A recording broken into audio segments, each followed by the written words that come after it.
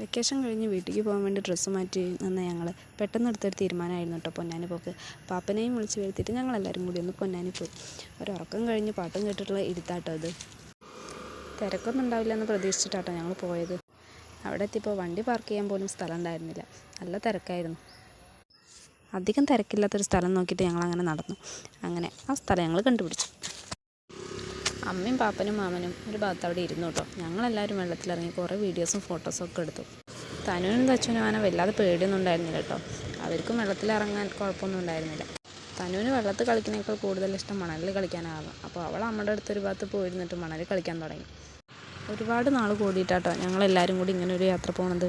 കുറേ ആയി ഇപ്പോൾ പോയിട്ട്. അങ്ങനെ ആ ചെറിയ യാത്രയൊക്കെ കഴിഞ്ഞ് വീട്ടിലെത്തിയപ്പോഴേക്കും സമയം 10 മണിയായിട്ടോ.